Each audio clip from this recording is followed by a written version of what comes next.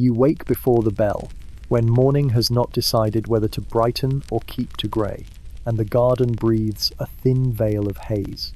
Mist lies low along hedges and walks, a blanket that knows where to settle and when to keep still. Dew beads on every leaf and waits there patient. You draw a steady breath and taste coolness, the kind that hides in stone all night and steps out at dawn. You take the narrow path of pale stone, each slab fitted so tightly that the seams resemble lines drawn by a patient hand. The flagstones keep the night's chill, sharing it with your feet as a quiet reminder that days here do not rush. Beyond the path, cypresses rise straight and dark, a rank of tall sentries. Their faint resin leans into the mist and then withdraws. To your right runs a low wall of smooth limestone, warm in colour but cool to the touch, a promise kept later. It is old in the comfortable way of useful things that no longer try to impress.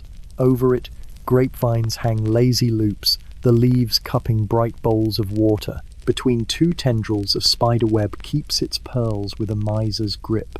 Small creatures hold court at dawn. You pass an archway into a broader court where the haze loosens and light begins to practice. It arrives slantwise, testing the stones, then withdraws as a cloud drifts like a slow thought. Patterns fall soft and dappled, as if the sky strokes the garden rather than lighting it. A shallow pool lies at the center. A drifting petal admits the surface is water, not stone. Somewhere beyond the cypresses, a servant clears a throat into a sleeve and steps away, the sound of woven sandals brushing stone. Another crosses the far terrace with folded linens but does not enter this court yet. The cloth is pale as milk and edged with faint embroidery, patient patterns that do not need to prove anything. You can almost feel their weight, that dignified heft of fabric well washed and well kept. The garden prefers such things, materials that have learned restraint and intend to keep it. You stand still for a while and let the air settle around you. The haze cools your cheeks and collects on your lashes. A pair of doves flies across the opening in a diagonal line, then vanishes behind a cypress, as if embarrassed by its own industry. Somewhere a gate creaks once and then comes to its senses. Even sound behaves here, trailing small and neat, no frayed ends. A bee wanders through, decides the hour is not for it, and leaves without offering reasons. You go to the pool and place your hand on the water's skin without breaking it. The surface meets your palm the way parchment meets ink, accepting the touch and making a mark you cannot see. Cool travels up your arm in a tidy ribbon and puts order into your thoughts. This is the hour when the garden is most itself, when it has not yet been edited by the day. You inhale again, longer now, and the scent of damp stone mingles with something green bay leaves perhaps, or rosemary bruised by a careful hand. A bench of white marble rests along the pool's edge, its seat gently curved by long acquaintance with those who prefer quiet. You run a finger over a faint chip and find it smooth. Time has filed the edge away, as time likes to do when given permission. At the far end of the court, a lattice screen of carved wood stands between garden and gallery, diamonds and flowers cutting the new light into modest shapes. Beyond the screen, corridors lead toward inner rooms where warm water waits in covered jars. You walk the court once more, because there is no prize for being first. Your steps measure the morning as if it were a length of cloth to be cut later. Along a low trough, a stream moves from a small lion's mouth to a narrow channel leading toward the baths. The lion looks mild and practical, more clerk than hunter. The trickle whispers and then wisely decides to say nothing. A gardener slips through a side door, sets a basket beneath the lattice, and withdraws with a nod. Inside lie sprigs of mint and lavender under a loose strip of linen. A good scent knows how to wait. Across the court, a pair of sandals rests side by side on a step, precisely as they were left. You pause under the archway again and look back. The haze has thinned enough for the first clean lines of the hedges to show themselves. The cypresses stand in dark ranks, pleased with their height. The pool has accepted another petal and made nothing dramatic of it. The little fountain maintains its manners.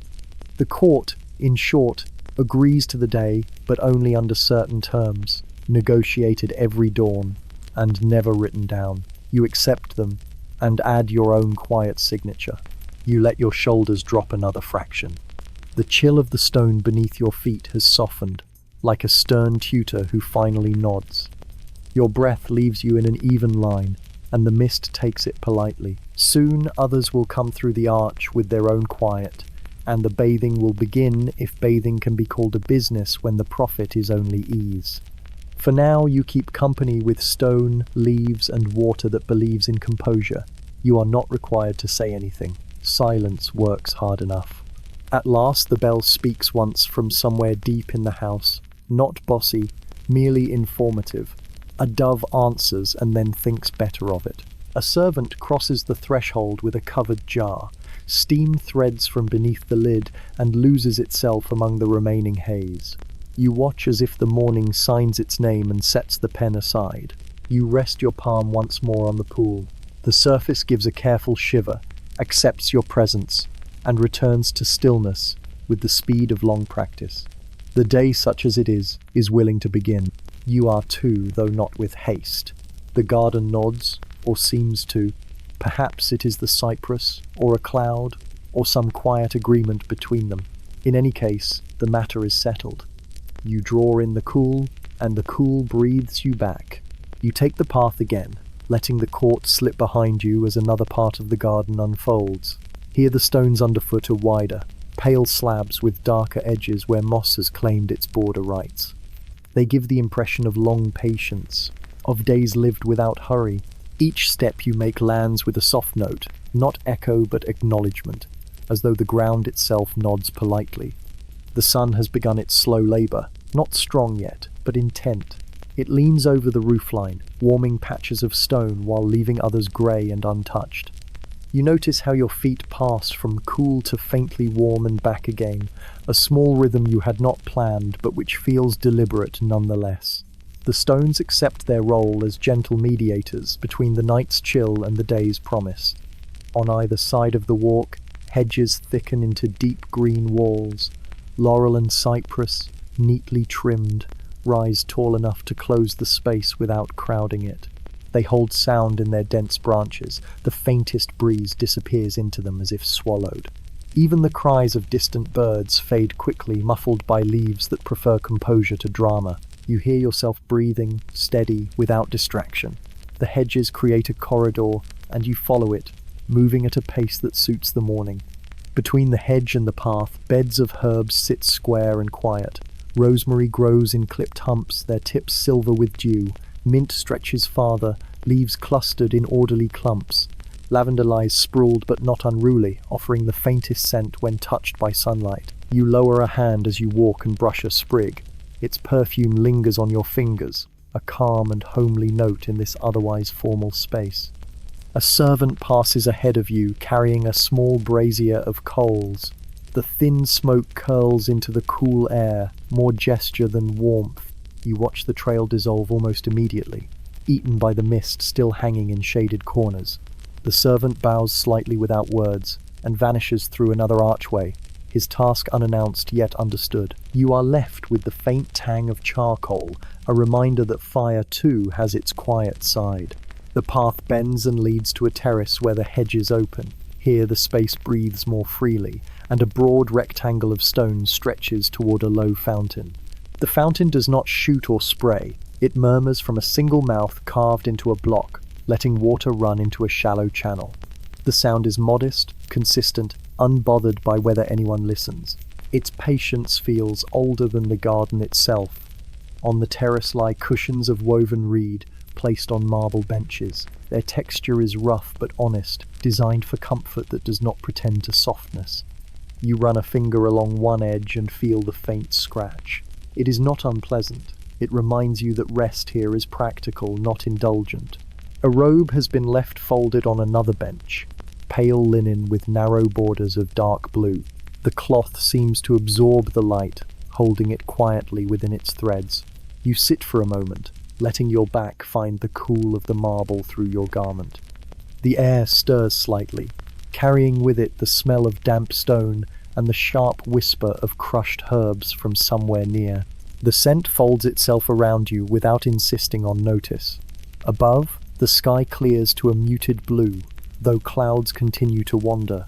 refusing to yield entirely. Light strikes the fountain, and the thin stream brightens, then dulls, then brightens again, like an idea that cannot settle. From this seat you notice more detail, the way ivy clings to the far wall, gripping stone with stubborn patience, the way moss fills hairline cracks as though writing a secret script, the way shadows from the hedges meet and part on the paving, a slow dance in silence. Even the sound of dripping from the fountain's basin seems timed with your own breath, each drop following but never chasing. You remain there, unmoving, until the warmth beneath you deepens. The marble, reluctant at first, begins to share its sunlit heat with your back. It is not quick, not bold, but gradual, the kind of warmth that persuades instead of demands. You close your eyes and feel it enter, not as fire, but as steady calm. Time bends here, not in great arcs, but in small quiet loops, circling back on itself. When you open your eyes, the terrace has not changed, though the mist has pulled away further. The hedges stand as sentries, the herbs continue their unhurried business of growing, and the fountain murmurs exactly as before. A servant appears again, this time carrying folded towels. She sets them on a low stool and leaves, steps fading along the stones, until nothing remains but the water's voice. You rise and walk once more, each footfall greeted by alternating warmth and coolness. The path now leads beyond the terrace, toward the inner courts where bathing awaits. But you do not hurry. The stones beneath you, warmed only in patches, remind you that haste is not part of this garden's vocabulary. Each step is both beginning and end, requiring nothing more. The air feels lighter, as if the garden itself exhales. You follow the bend in the path and allow the morning to arrange itself around you, one stone at a time. Servants cross the garden paths with arms full of folded linens, moving without speech, their sandals brushing stone in a steady rhythm. The cloth they carry is pale, almost luminous in the dim morning light, stacked high yet balanced with unstudied ease.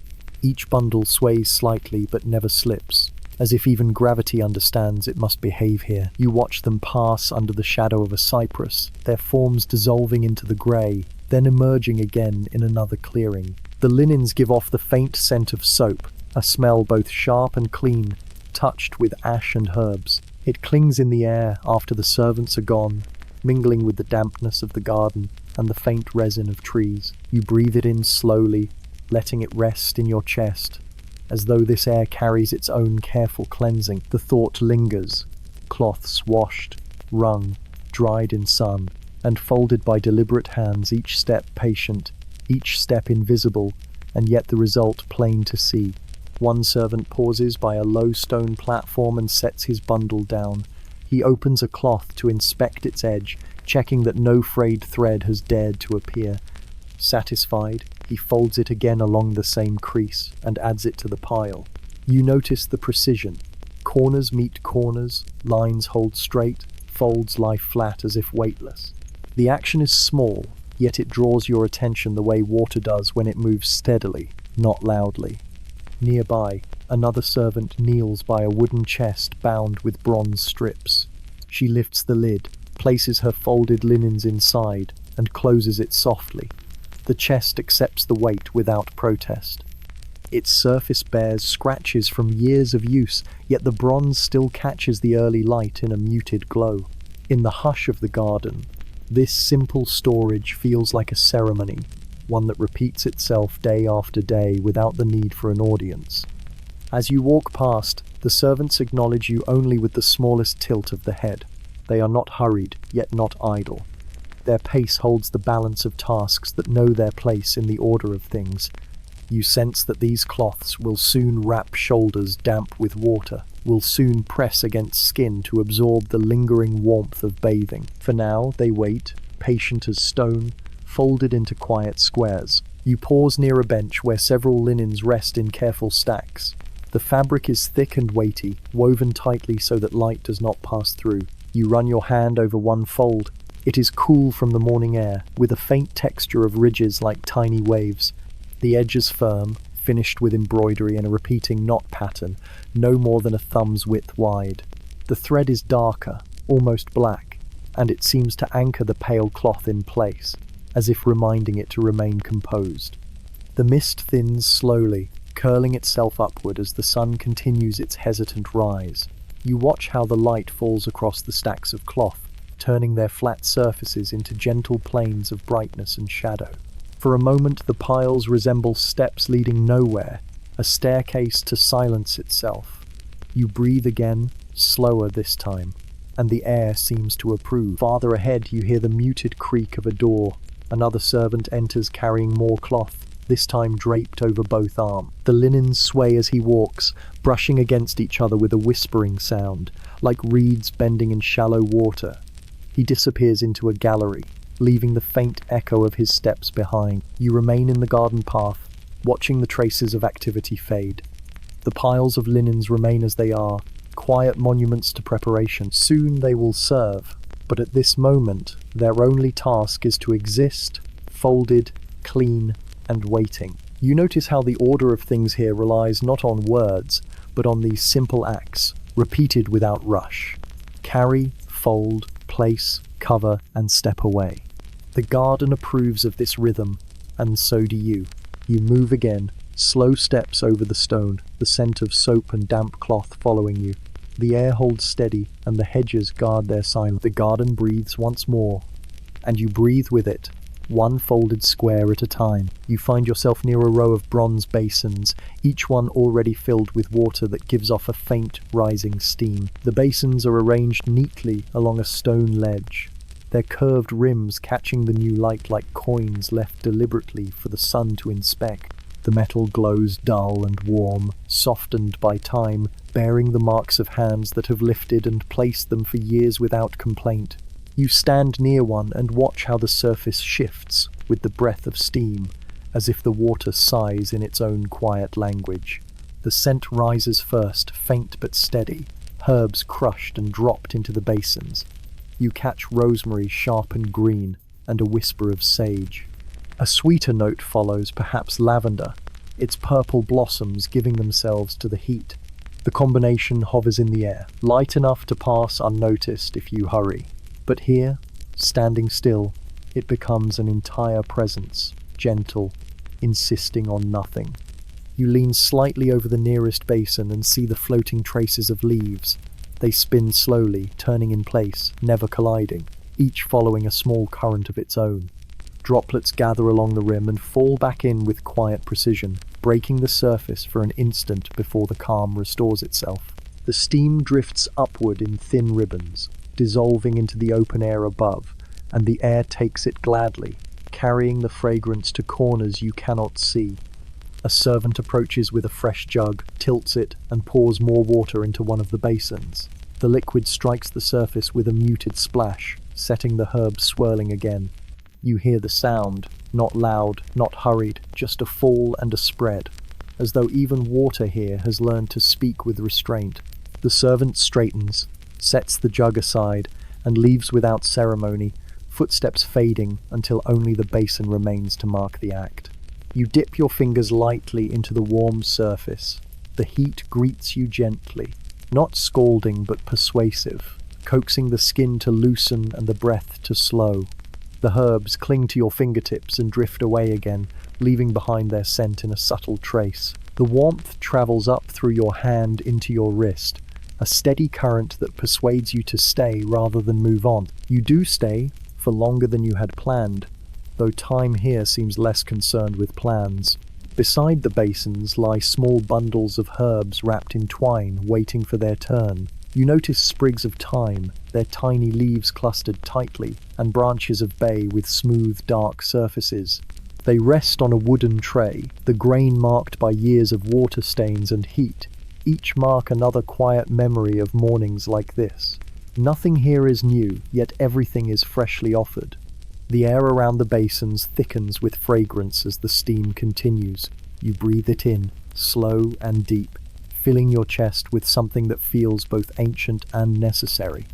The warmth of the air rests against your face, soft as cloth, carrying hints of both earth and fire. Around you the garden holds still, the hedges watching without interference, the trees silent in their tall composure. You step back and look at the line of basins. They stand like companions, waiting for the same purpose, each offering its own quiet surface. The steam curls upward and vanishes into the morning light, leaving nothing behind but a faint glow on the metal and the steady company of scent. You understand now why the servants carried their folded linens so carefully. The water waits, and the cloth will soon follow, each part of a ritual that values stillness as much as cleansing. For a long moment you remain in place, watching steam rise and fade, listening to the near silence broken only by an occasional drip. The basins do not hurry, the herbs do not resist.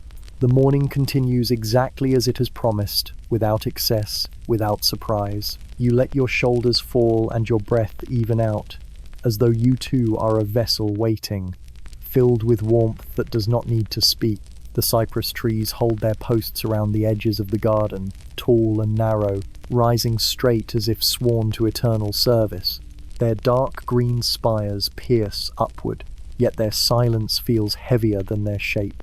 You stand near them and notice how their branches overlap, thick and close, muting every sound that drifts their way. It is not a silence that empties, but a silence that gathers and holds, keeping all stray noises folded inside.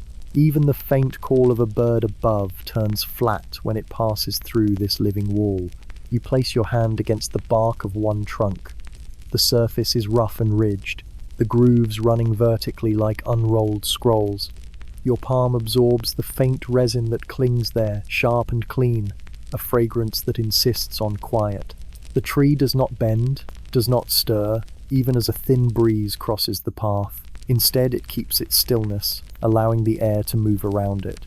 You withdraw your hand slowly, as though disturbing something sacred, though the tree gives no sign that it noticed. Between the trunks, glimpses of the world beyond flicker. A patch of sky, a sliver of roof tile, the faint suggestion of another courtyard. But the cypress allows only fragments, never the whole view, reminding you that what lies beyond is not the concern of this garden. Here the trees narrow your focus to the immediate: stone, steam, cloth, and still water. The outer world waits somewhere else, unwelcome for now.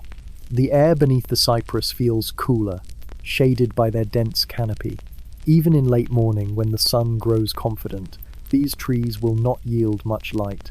Their purpose is not to brighten, but to preserve shadow. You inhale, and the resin tang clings to the dampness in the air, leaving a taste like pine but older, heavier. You realize that every visitor to this garden carries this scent away on their skin, a faint mark of belonging. At your feet, needles lie scattered, thin brown lines softened by time. They give off their own dry perfume when crushed, a smell that mingles with the stronger herbs near the basins. The stone path here is darker, almost damp, from the shade that never quite lifts. It feels firmer underfoot, as if pressed into obedience by centuries of the same patient trees. A servant passes by, head slightly bowed, carrying a jar of oil. His steps sound smaller here, absorbed instantly by the cypress ranks. You watch as he disappears into the next court, leaving no echo behind. The trees have swallowed even that trace, as if the act of moving is too loud for their liking. You remain near the trunks and let your eyes wander upward. The tops merge together into one green ceiling, swaying almost imperceptibly in the faint wind. They create a sense of enclosure, yet not confinement. Instead, it feels like being sheltered inside a long corridor of breathing wood. No roof, no beams, just endless narrow trunks and dark needles whispering without sound. After a while, you step away, but the presence of the cypress follows. Even when you no longer stand beneath them, their fragrance lingers, their silence lingers, their patient authority lingers. The hedges may keep order at the edges of the path, the basins may offer warmth, but it is the cypress that holds the entire garden in place. They are the keepers of silence, the guardians of stillness, and you feel their watch even as you walk on. The mist has thinned now, the sun spreading across other corners of the garden, but the cypress remain unchanged. They neither quicken nor fade. Their silence continues to press gently against your thoughts, encouraging them to quiet down as well. You obey without realizing it, your mind falling into the same unhurried rhythm that governs everything here. You step onto the next stretch of stone, but before you go too far, you glance back. The line of trees stands as it did before, unmoved, unconcerned, but entirely present. You carry them with you as you continue deeper into the garden, their resin scent faint on your skin, their hush folded into your breath. The marble benches wait in the shaded arcades, their pale surfaces smoothed by time and use. You approach one and let your hand trace along its length. The stone is cool, almost cold, holding the memory of night within its veins. The touch is not unpleasant. It steadies you, reminding your body that warmth is best appreciated when it comes later, slowly, in its own rhythm.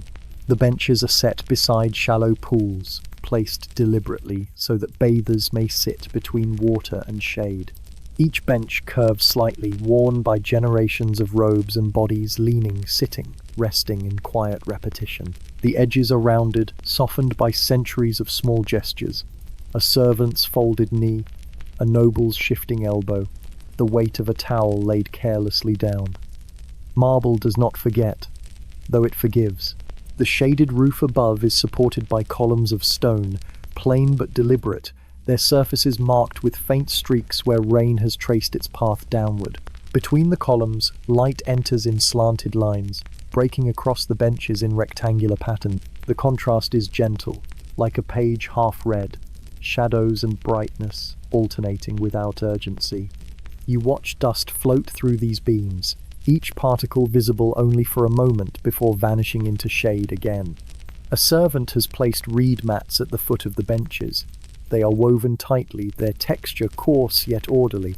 You slide a sandal across one and hear the faint rasp of fibre. It is the only sound in this part of the court, aside from the distant trickle of water from a fountain hidden behind hedges. The air here smells of stone and dampness, with just a trace of mint carried from nearby gardens. You sit on the marble, the chill seeping through your garment into your skin. At first it makes you tense, but slowly your body accepts it, then settles into it, until the coolness feels like a companion rather than an intrusion. Your shoulders relax, your breath slows, and the garden seems to notice, softening further into stillness. From this seat you can see the surface of the pool. It lies flat and clear, broken only by the reflection of the columns and the occasional drift of a fallen petal. The water does not hurry, it waits, serving both mirror and vessel. The faint sound of dripping from somewhere above confirms its presence without display.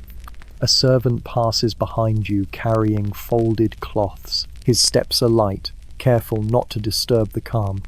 He sets a towel on the bench's edge, its pale fabric stark against the marble, then leaves as quietly as he came. The towel rests there as though it belongs more to the bench than to you, part of the setting rather than a gift. You lean back slightly, letting the stone support you.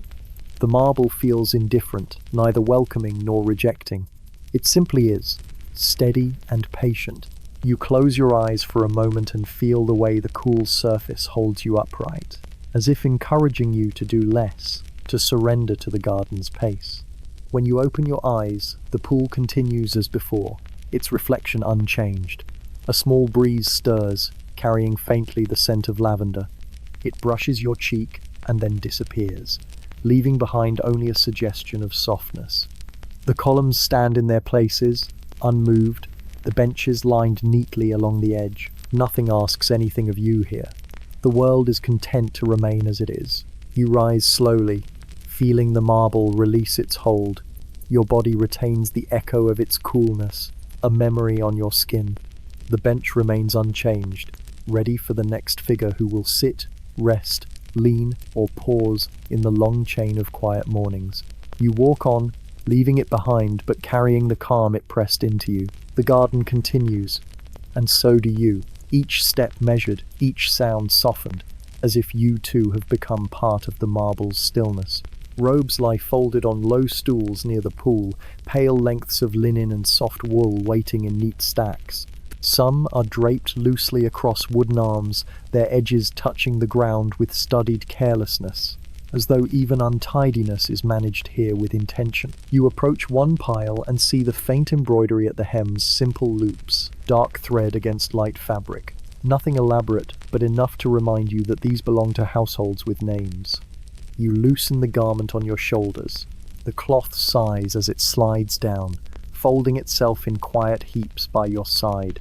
Others nearby do the same, each leaving behind layers of robe and sash with the same calm gestures. No one speaks. The sound of fabric moving is enough. Piles grow at the edges of the pool like small hills of stillness, each one shaped differently but holding the same purpose. The air feels different against your skin now, cooler, freer, sharper, where the breeze moves along shaded paths. The mist has mostly lifted, yet the dampness lingers, clinging to the curve of your neck and arms. You let the sensation settle, neither resisting nor seeking to change it. This is how the morning introduces itself. First stone, then cloth, then air. Beside you, a servant gathers a robe already shed and folds it again. His hands work without thought, creasing fabric along familiar lines. He places it carefully atop a waiting stool. The act is unremarkable, yet it feels ceremonial, a reminder that even leaving something behind can be done with dignity. You notice how garments hang differently depending on their weave. Some linen folds sharply, creating flat planes that reflect the light. Others, made of softer threads, drape heavily, edges curving toward the ground. A heavier wool robe lies on one stool, its deep blue faded but still rich, the fabric dense enough to carry warmth even now. All of them, whether plain or ornate, share the same end for this moment, to be set aside. Around the pool, shoulders and backs appear, pale against the dark stone. You feel the shift in posture, the way bodies, relieved of weight, move slower, less guarded. A hand tugs at a sash, a sleeve is rolled down, a collar eased free, no movement is rushed. Each gesture carries the rhythm of a morning unhurried by duty. You add your robe to the pile and step back. The fabric clings briefly to your fingers before releasing, then rests as though it never belonged elsewhere. The stool holds it like an old acquaintance. You glance once at the folded stacks and notice the faint play of sunlight across the cloth, a soft gleam that runs along the folds and vanishes. Now there is only air between you and the pool, and silence in the space where garments once clung. The path forward is simple, without obstacle, without cover. You feel the quiet weight of that simplicity. The garden observes but does not intrude. Cypress still guard their heavy silence. The faint trickle from the fountain continues. A dove lands on the wall and then departs again, as if recognizing the hour is not for chatter. Nothing interrupts the plain fact of robes folded, bodies unburdened, and water waiting. You stand there for a moment longer, allowing the air to speak for itself. Then you step toward the pool, leaving behind the cloth and carrying forward only your own stillness. You stand at the pool's edge and lower yourself carefully, 1 foot first, toes brushing the surface. The water greets you with a calm coolness, not biting, not timid, simply present. A ring of ripples spreads outward, faint circles sliding across the pool until they vanish against the stone. You wait, then ease the rest of your foot beneath, feeling the smooth bottom worn flat by many mornings like this. You pause before stepping farther, letting your body adjust. The air feels sharper now that part of you rests in the water. You breathe and watch another ripple form as your heel settles fully. The surface shivers once and then returns to its patient stillness. You notice the way the light bends across it, patterns broken, rejoined, broken again. Another noble steps into the pool nearby, his entry as quiet as yours. The surface trembles, 2 sets of ripples moving outward, meeting and crossing before dissolving. No words pass between you. His eyes remain lowered, his breathing measured. You mirror his pace without intending to, as though the water itself has set the rhythm for both of you. You place your second foot into the pool. The coolness climbs higher, surrounding your ankles, seeping into your skin. The sensation is not sudden, it spreads gradually, coaxing rather than commanding. The water holds you, accepting each movement without resistance. When you finally take a step forward, The surface answers in small circles, then erases them with equal patience. The stone edge behind you grows distant, though you have moved only a few paces. The pool feels larger when entered than when observed. You sense how it keeps time differently, each ripple another reminder of moments slipping into stillness. Around you, others are entering with the same deliberate care. One lowers himself to the knee, pausing, then settling further. Another bends at the waist, cupping water into his palms before drawing it across his shoulders. The gestures repeat without variation, as though rehearsed for generations. You wade slowly until the water reaches your thighs. The coolness now surrounds you fully, pressing evenly, neither heavy nor light. You close your eyes and allow the sensation to anchor you. The world beyond this pool, beyond these hedges, has nothing to contribute here. The water persuades you to believe this, and you do. You sink further, bending the knees until the surface rests at your waist. The herbs scattered across the water drift toward you, brushing your skin before floating away again. Rosemary, lavender, and bay mark their presence with faint scents, rising softly as the warmth of your body meets the cool of the pool. You inhale deeply and feel the air itself thicken with calm. A servant stands nearby with a bronze pitcher, tilting it slightly to test the weight. He waits, not intruding, ready to pour when asked. For now, he observes the ripples spread from your movements, his face as still as the stone around him. The pitcher glints once in the morning light, then dulls again under the haze. You move your arms slowly through the water, watching how it parts and closes again, never keeping record of your disturbance. Each motion is erased almost instantly, leaving no trace but the memory on your skin. This too is part of the bathing. To step in, to stir slightly, and to let everything settle back into place. You take one more step forward, then pause. The pool, the herbs, the quiet bodies near you all remain steady. The garden accepts your presence now, the water folded around you as though you had always belonged here. You lower yourself deeper into the pool until the water rests against your chest. The surface cool yet forgiving. Your shoulders ease, freed from the weight of air alone, and the pool embraces you with a calm that feels practiced. You glance around. Others are here as well, nobles who step in without flourish, robes folded behind them, faces turned soft with the same quiet composure. None of them speak. They simply share the water, as though the silence itself were a garment worn in common. You notice how everyone keeps to measured stillness. One man sits with his back straight against the stone edge, eyes half closed, breath slow enough to seem forgotten. Another rests both arms along the surface, fingers trailing in small arcs, the ripples spreading but never disturbing. A woman nearby leans her head slightly back, strands of her hair drifting on the water's skin like ink lines on parchment. All appear content to let the water hold them, to exchange air and quiet without words. You find a place beside a carved step where the pool is shallow enough to sit comfortably. The stone beneath you is smooth, worn by countless mornings, polished by bodies that have rested here before. You let your weight settle, the water rising to your collarbone. It moves gently around you, making room without complaint. For a long while, nothing happens. Or rather, everything that matters happens in its own slow cycle. Breath drawn in, breath let out. Water stirred, water stilled. Shoulders lifting, shoulders lowering. The silence is not empty but full, thick with the presence of many bodies refusing to hurry. You hear only the occasional drip from a hand raised briefly, or the faint hum of a throat cleared discreetly. The herbs drifting across the pool touch your arm, then slide away, moving toward another bather. He does not react. He too accepts their gentle insistence. It strikes you how the pool belongs to all and to none. No one claims space. No one resists sharing. Each presence folds into the next, until it seems less a gathering of nobles and more a single body stretched into many forms. A servant pours a slow stream of warmer water from a bronze jug into the pool. The arc falls gracefully, breaking the surface with a muted sound, releasing another wave of fragrance into the air. The steam drifts upward and mingles with the cypress shade. Heads tilt slightly toward the warmth, but no one speaks. The act is enough. You notice your own breath aligning with the rhythm of others. Inhale, exhale, pause, repeat. The quiet of the garden has shaped itself into a shared tempo, unannounced yet followed by all. It feels almost like music, though without notes or instruments, only the sound of lungs and the soft reply of water.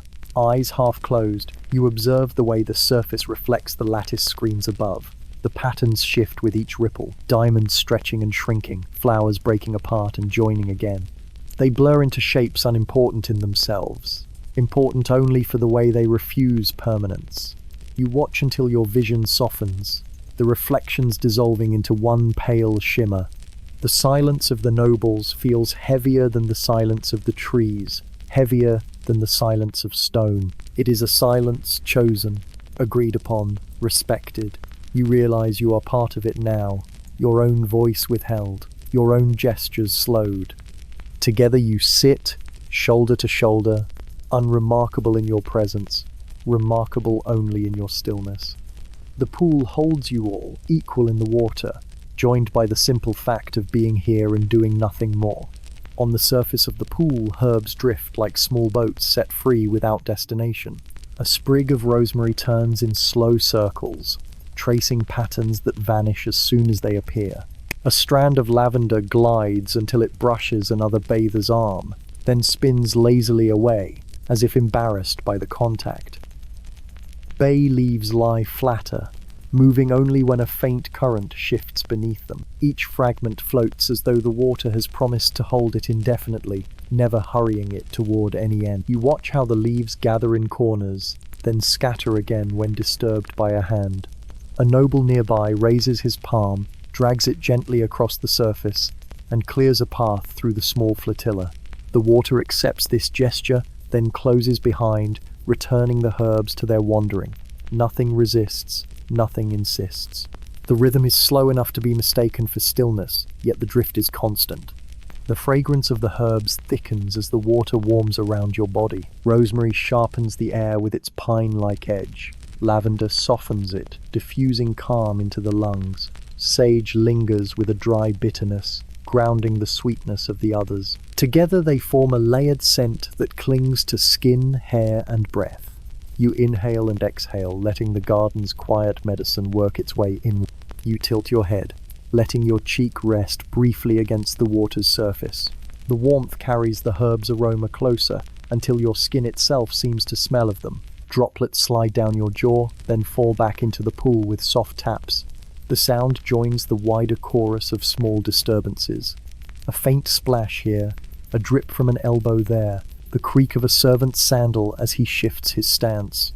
At the far edge, a child of one of the households trails his fingers across the pool, fascinated by the way lavender blossoms cling briefly before breaking free. His nurse watches silently, offering neither instruction nor warning. Even youth here is subdued, wrapped in the same hush that governs everyone else. The boy eventually folds his hands together, imitating the stillness of his elders. The water welcomes the return to quiet. A faint breeze slips over the garden wall and lays its hand across the pool. The surface shivers, carrying the herbs a little farther, breaking their patterns into new ones. The scent lifts higher, caught on the moving air, then settles again when the breeze dies. You realize the pool is both mirror and vessel. It reflects the sky yet carries the weight of leaves, always balancing both without effort. You reach out with one hand and guide a sprig of rosemary toward your palm. It rests there obediently, its needle-thin leaves dripping with droplets. You lift it, study its dark green body, and return it to the surface. It floats away again, indifferent to the pour. The act feels both trivial and exact, as though you have participated in a ritual older than the garden itself. The nobles remain composed, eyes lowered, arms resting in the water. Their silence is unbroken, their shoulders softened. The herbs continue their slow drift, weaving among bodies without distinction. You feel yourself drifting as well, not only in water, but in thought, drawn along invisible currents that ask nothing, expect nothing, demand nothing. The pool holds you all, the herbs marking time not by clocks but by their unhurried paths. They remind you that even in stillness, movement persists, subtle and patient, like breath itself. You sit with this thought, until the water, the scent, and the silence fold into one. A servant steps lightly onto the stone ledge, balancing a bronze jar against his shoulder. The vessel is broad at the belly, narrow at the neck, its metal dulled by years of use but still catching a faint glimmer from the morning light. He lowers it with practiced care, setting it just above the waterline. Without a word, he tilts the jar, and a stream of water arcs outward in a steady fall. The sound is soft, a muted rush that breaks against a bather's back. The water spreads across the shoulders, running down in thin rivulets, carrying with it the warmth it has been storing. The bather closes his eyes, not in surprise, not in gratitude, but in quiet acceptance. His chest rises and falls at the same pace as before. Nothing more is required. The servant moves slowly along the pool's edge, repeating the act for another. The stream leaves the jar in a gleaming arc, splashes softly against skin, then dissolves into the pool below. Each fall stirs ripples that wander outward, disturbing herbs, bending reflections of the lattice screens. The ripples fade quickly, as though the water is eager to restore its calm. You watch the next pour more closely. The stream bends like glass in motion, holding its shape until the surface breaks it apart. Droplets scatter, catching the light for a heartbeat before vanishing. You hear the faint hiss of contact, then the softer sound of water sliding over shoulders, along arms, dripping from fingertips. These small sounds replace any need for words. The servant straightens, lifts the jar again, and carries it to a nearby step. He rests for a moment, adjusting his grip, then pours once more. The cycle repeats. Fall, splash, ripple, silence. You realize that even here, where nothing seems to happen, repetition is the true movement. Your own turn comes. The servant tips the jar above you, and a stream lands at the back of your neck. The warmth spreads downward, tracing the curve of your spine, then branches outward along your shoulders. The sensation is steady, neither forceful nor weak, the perfect balance between presence and restraint. The water leaves your body with equal calm, returning to the pool as though nothing has changed. Yet you feel the difference, a looseness in your muscles, a slackness in your breath. For a moment you close your eyes. The sound of the pouring fills your ears, a hollow rush that settles into dripping. It covers the smaller noises of the garden, the fountain's murmur, the doves beyond the wall, the shuffle of sandals. When the stream ceases, those sounds return, but softer now, as if even they have been rinsed. The servant steps away, leaving the jar at rest on the stone. Steam curls faintly from its mouth, carrying with it the scent of the herbs steeped within. You inhale and taste rosemary more sharply now, mingled with bay, and the faint sweetness of lavender. The warmth clings to your skin even as the air cools it, leaving behind a thin film of calm. Others receive the same attention, each in turn, none before the other. The garden accepts this rhythm without impatience. The jars empty slowly, their contents spread carefully across shoulders and back. When one jar is done, another appears, carried by another pair of hands. The cycle renews itself, uninterrupted, unannounced, unquestioned. You lean back slightly, letting your shoulders rest once more against the water's surface. The memory of the stream remains, a ghost of warmth lingering beneath the skin. The pool, the herbs, the silence, and the pouring all merge into one texture. The day moves, but without visible change. You sit within it, held by stone, water, and the quiet labor of hands. You listen to the sound that follows after each pouring ends. It is not silence at once, but a gentle dripping the trail of water falling from chins, from shoulders, from the tips of fingers. The rhythm is uneven, yet calm, like rain remembered rather than rain falling. A drop touches the surface, sending out a tiny ring that dissolves before reaching the next. Another drop answers from across the pool, then another, until the air is filled with this slow, irregular chorus. You tilt your hand above the water and let droplets fall one by one. Each drop leaves your skin reluctantly, hangs for a breath, then releases. The sound it makes is smaller than you expect, a faint kiss against the pool. You repeat the act without thought, not for play, but for rhythm. Drip, ripple, fade. Drip, ripple, fade. The pool erases each mark with the same patience. Around you, others create their own small music. A bather raises his arm, and water runs in lines down to his elbow, then drops cleanly into the pool. Another leans forward, and from her hair a line of droplets fall in steady sequence, as though counted. These sounds do not clash. They weave together, each irregular but belonging to the same unhurried measure. The stone edges amplify the faint notes. You hear the drip echo once, softer, against the marble. The sound lingers as if the garden wishes to hold it, then lets it fade into the larger hush.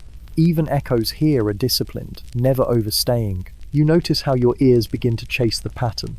At first it seems random, but soon you hear the hidden order. No sound rushes, no silence lengthens beyond comfort.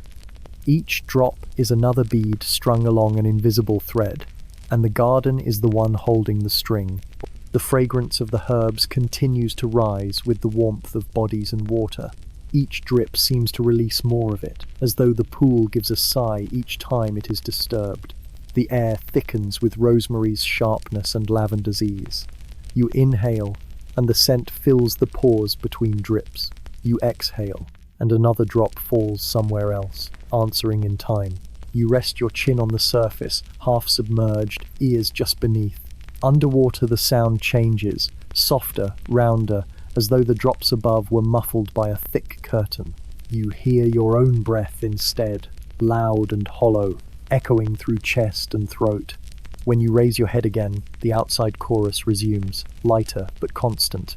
Two worlds of sound, both claiming calm. A servant steps near the edge with another jar, tilts it once, and water falls in a stream.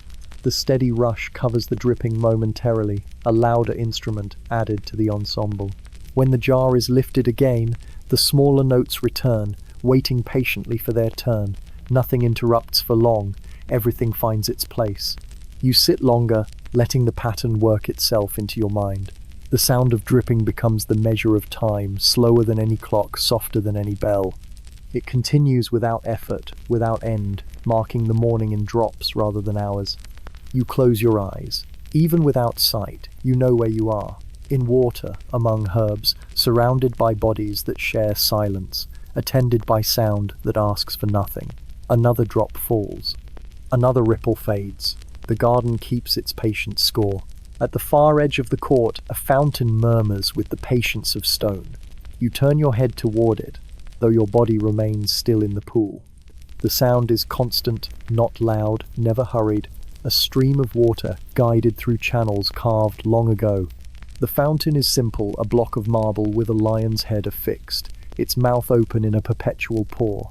The lion looks neither fierce nor tired. It has learned that eternity is just another task.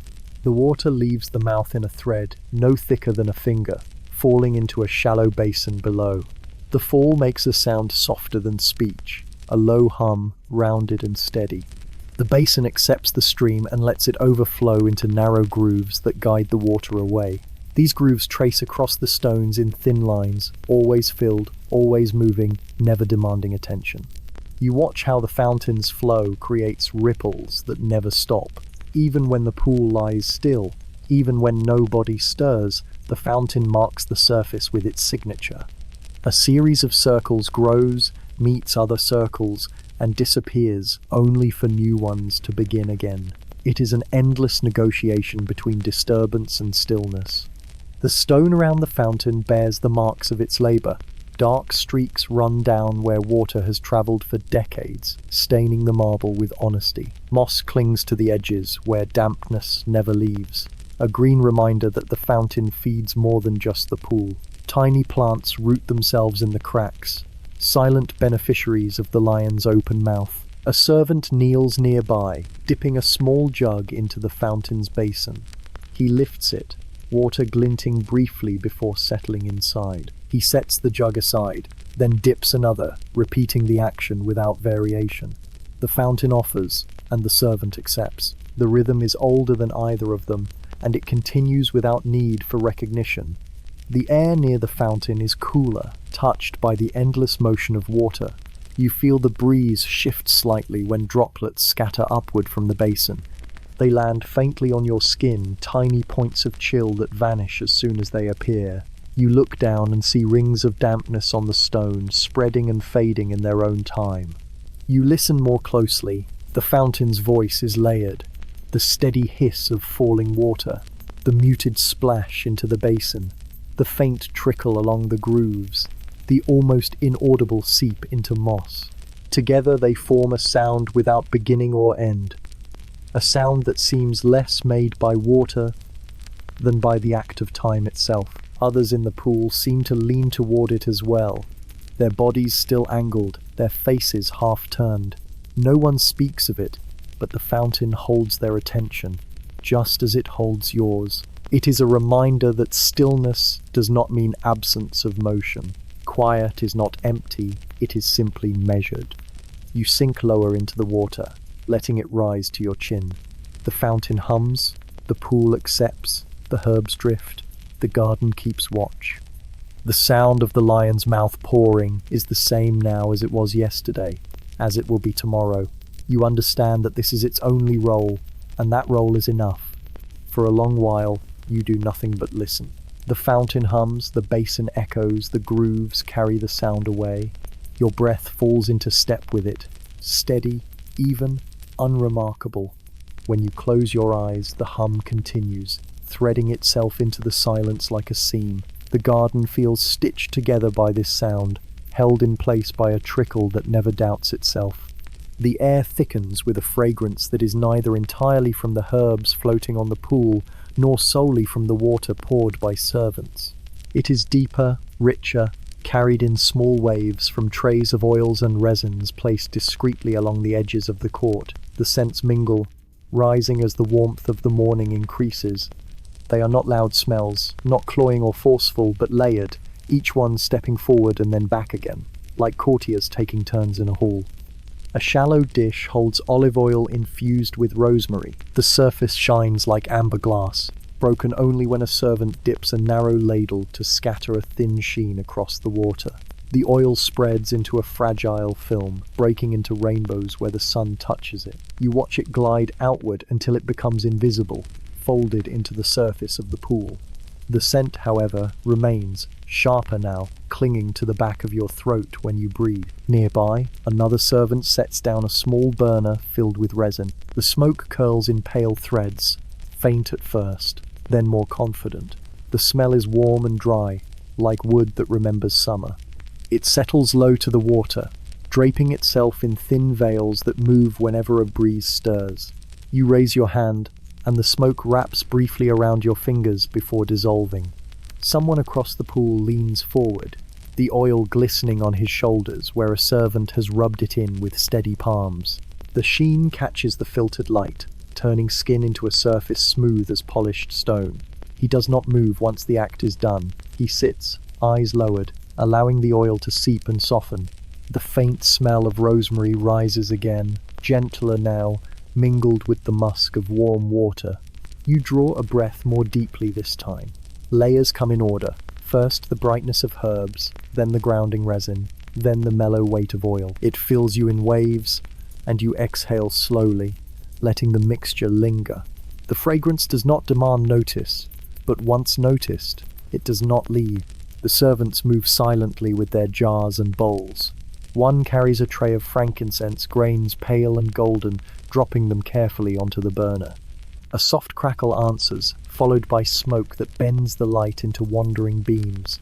The air shifts around you, not with force, but with presence. You imagine the scent threading itself through your hair, clinging faintly to your skin, traveling with you long after you leave this garden. The resins settle into the silence like another voice, low and unbroken. You realize the sound of the fountain, the dripping of water, the hush of breath. All of it now feels framed by scent. The fragrance makes a room of the air, enclosing you, yet never pressing. It is an architecture of quiet, invisible, unshakable. You close your eyes and rest your head back. The scent reaches you fully now, carried by the faint rise of steam, by the slow drift of smoke. Your shoulders sink lower, your breath steadies further. You feel less a figure in a pool and more a vessel being filled. When you open your eyes again, nothing has changed, yet everything feels altered. The oils gleam on water, the smoke curls upward, the air itself has texture. You know this part of the ritual has no clear beginning and no final end. It simply continues day after day, layered like the scent itself. The cypress trees do not comment, the marble benches do not stir, the fountain hums as always, and yet the garden feels richer, held in a fragrance that outlasts sound, outlasts touch, outlasts even memory. You breathe again and let it stay with you. Above the pool, the light drifts through carved lattice screens set high in the gallery walls. The screens are made of wood, darkened with age, their diamond and floral patterns cut with patient precision. Sunlight pushes through them in measured streams, never in full force, always softened by the geometry. The patterns fall across the water in shifting fragments, lines, diamonds. Flowers then break and scatter with each ripple that passes. You tilt your head back, watching how the shapes move across your shoulders. A narrow band of light traces your arm, then bends when you shift slightly. Across the pool, another bather is marked with the same patterns, his chest cut into squares of brightness and shadow, his face dappled in restless petals. No one avoids these shapes, and no one seeks them. They arrive without choice, painting whoever sits beneath. The clouds above wander across the sky, and with them the light changes. One moment, the lattice throws sharp, clear lines. The next, the edges blur as a veil of cloud softens the sun. The pool reflects both moods, crisp diamonds turning into hazy blotches, then returning again when the cloud passes. The garden seems to breathe with these shifts, never fixed, never restless, only cyclical. You watch a sprig of lavender drift beneath the patterned light. Its shadow joins the lattice on the pool floor, the two designs mingling until you cannot tell where plant ends and geometry begins. The effect lasts only a moment before another ripple moves through, erasing the overlap. Nothing here holds itself for long. The air glows differently under these shifting screens. In places, the water gleams bright as silver. In others, it turns opaque, as if painted with ink. You trail your hand through one of the beams, and droplets scatter light in fractured glimmers. For an instant, the pool seems filled with 100 small suns, then they vanish, swallowed by the quiet surface. The lattice itself creaks faintly when the breeze stirs, wood stretching against wood. The sound is low and tired, yet steady, the voice of a structure that has endured too many mornings to care about one more. You realize the screens are as much a part of the bathing as the basins, the benches, the fountain. Without them, the light would be harsh, unshaped. With them, it arrives as pattern, a soft reminder that order is possible even in brightness. Other nobles remain still, their faces calm beneath the play of light. One closes her eyes entirely, letting the sun pass across her lids without resistance. Another lowers his head, the lattice pattern shifting over his hair in restless lines. None move to adjust themselves. The light is not something to be corrected, it is something to be worn. The fragrance of herbs and oils mingles with this play of brightness, as if scent and light are threads woven into the same cloth. You inhale deeply, then watch another beam land across your knees, turning droplets into mirrors. The moment passes, replaced by another pattern, then another. The pool continues its patient role, reflecting, breaking, rejoining. The lattice continues its role, shaping, blurring, fading. The garden continues its role, holding, watching, keeping. And you continue yours, sitting, breathing, drifting further into calm. The water holds steady until a slight shift disturbs it. A knee bends, an elbow rises, a hand stretches lazily into the air. The surface answers with a faint splash, more whisper than noise. Circles of ripples spread outward, meeting the walls of stone, then folding back in upon themselves. The movement is unremarkable, yet the entire pool seems to take note, adjusting to the new rhythm without complaint. You lift your own arms slowly, letting droplets fall in a trail back into the pool. The splashes are small, softer than the dripping that filled the earlier hour. They spread ripples that touch the drifting herbs, setting them adrift once more. Rosemary twirls like a dancer, turning in place. Lavender glides in a diagonal line until caught in another current. The water forgets its stillness for a moment, then settles again, satisfied with the interruption. Across from you, another noble shifts his position, leaning back until the water covers his shoulders.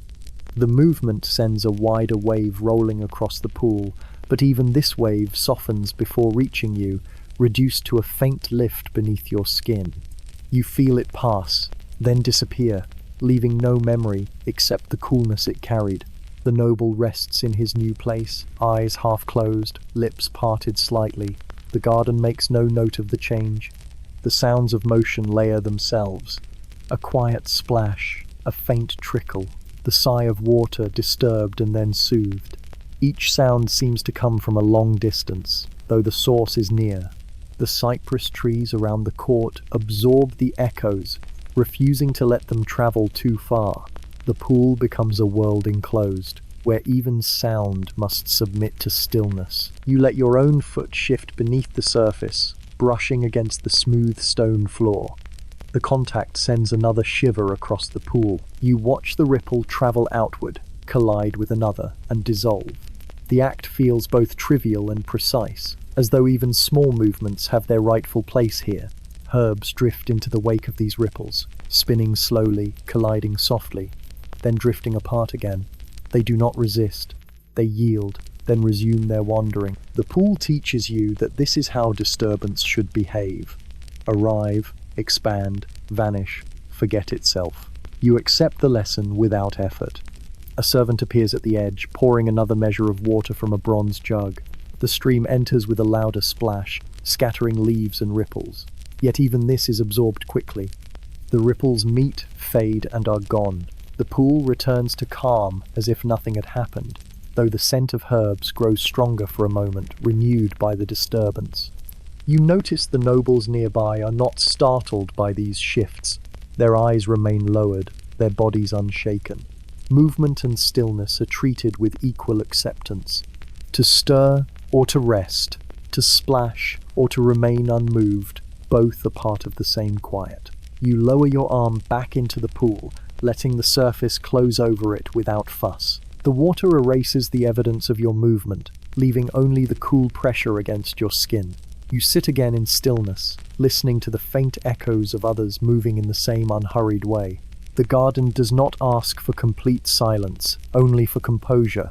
It allows the splash, the ripple, the shift, so long as each returns to calm. You understand this rule now, and you follow it, your body folding back into the quiet as though it had always belonged here. Attendants appear with brushes made of bundled reeds, their steps soft against the stone. The brushes are long, their tips bound with twine, the fibers cut evenly so that they sweep without scratching. Each attendant kneels at the edge of the pool, waiting for a subtle gesture. No voice is raised, no command spoken. The service begins as though everyone already knows the order. One noble leans forward, exposing his back to the nearest attendant. The brush glides across his shoulders in wide, slow strokes. The sound is faint, a whisper of reed against skin, steady and rhythmic. The water darkens slightly where the brushing stirs it, releasing a thin film that dissolves into the pool without remark. The noble exhales softly, not in relief, not in pleasure, but simply in rhythm with the strokes. You feel the touch of a brush along your own arm. The reed fibers are firm but not harsh, each stroke deliberate, each pause unhurried. The attendant moves with practiced certainty, brushing downward in one long sweep, then lifting to begin again. The sensation is both cleansing and calming, as if layers you did not notice are being carried away. The water accepts what falls without distinction, carrying it into stillness. The brushes make a pattern of sound across the pool, faint and scattered. One stroke, then silence. Another stroke, then dripping. The rhythm belongs neither to music nor to work, but to something in between. You find your breath sinking to it, inhaling at the lift of the brush, exhaling at its return. Nearby, another attendant brushes across a bather's chest, the fibers leaving faint red trails that fade almost instantly. The noble does not flinch. He lowers his head, allowing the motion without resistance. His skin shines faintly under the shifting light, patterned with water, herbs, and the lines of the brush. The reeds themselves carry a faint scent of the riverbank, a green dryness beneath the sharper fragrance of oils and herbs. When wet, they soften, releasing a smell like cut grass after rain. You breathe it in, layered beneath the rosemary and lavender, already clinging to the air. The attendants move with composure, never rushing, never lingering too long. Each stroke ends where it should, each path of the brush carefully chosen. They shift positions silently, passing behind nobles, trading places without word or glance. The garden seems to guide their rhythm, as though the cypress and the fountain have given them silent instructions. When the brushing ends, the attendant places the reed bundle back on a tray and bows slightly before withdrawing. The absence of touch leaves behind its own sensation, skin tingling, blood moving, a looseness that feels both foreign and familiar. You realize the brushes have done more than clean. They have reminded you of your own body in the gentlest way. The pool, disturbed only slightly, soon forgets the brushing. Herbs drift back to their paths, reflections restore themselves, ripples flatten into calm. Only the faint scent of reed remains, mingled with resin and oil, a reminder that even silence has layers. You rest once more against the stone, your skin marked by invisible lines of reed and water. The attendants fade into the background, their trays collected, their steps leaving no sound behind. The garden folds over the act, keeping it as another ritual, one among many, one that requires nothing more than stillness after it is done. The high garden walls stand quiet, holding the entire court in their patient grasp. They are built of pale stone, fitted so tightly that no seam dares to gape. Ivy creeps across them in slow waves, its leaves dark and glossy, catching the dampness of morning and holding it like treasure. The walls rise tall enough to keep out the sight of streets beyond, tall enough to make you forget that the world continues elsewhere. Their silence is heavier than the silence of water, heavier even than the silence of the cypress. Birdsong drifts now and then from above, but when it reaches the garden, it dims. A sparrow calls, and then falls quiet, its voice swallowed by the thick stillness. Even the rustle of wings vanishes quickly once they pass over. You notice how complete the hush is, how it settles into every corner, into every fold of cloth, into every ripple of water. It is not the absence of sound, it is sound held close, pressed flat until it cannot disturb. You lean back against the stone edge of the pool and tilt your head toward the wall. Its surface is blotched with moss in some places, with lichen in others, but none of it feels unkempt.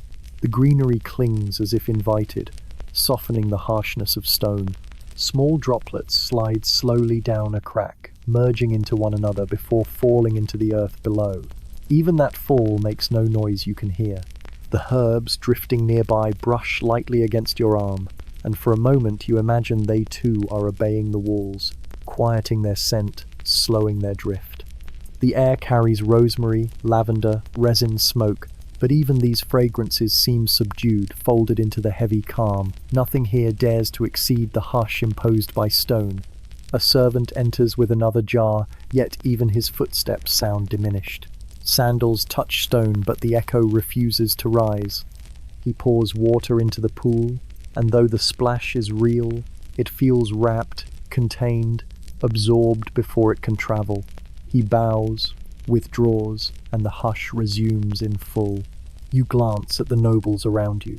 They sit as though carved from the same stone as the wall itself, shoulders slack, heads lowered, eyes softened by the weight of silence. No throat clears, no word stirs. Even movement has slowed, as if time itself has bent under the hush and agreed to behave. The cypress beyond lean closer, their tall forms dark against the pale stone. They do not sway much. Even when the breeze touches them, their stillness seems complicit, as though the trees and walls share a pact to guard the calm. You breathe in, and even your breath feels quieter, as though lungs and ribs too have made their vow.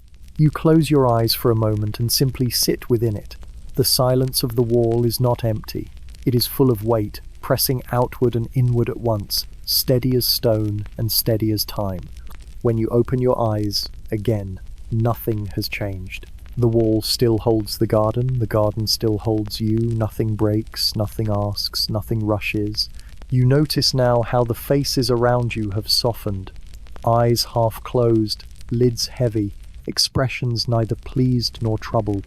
Shoulders that entered the pool stiff with posture have slackened, sinking lower into the water. Heads tilt forward, as though listening to a sound too faint for anyone else.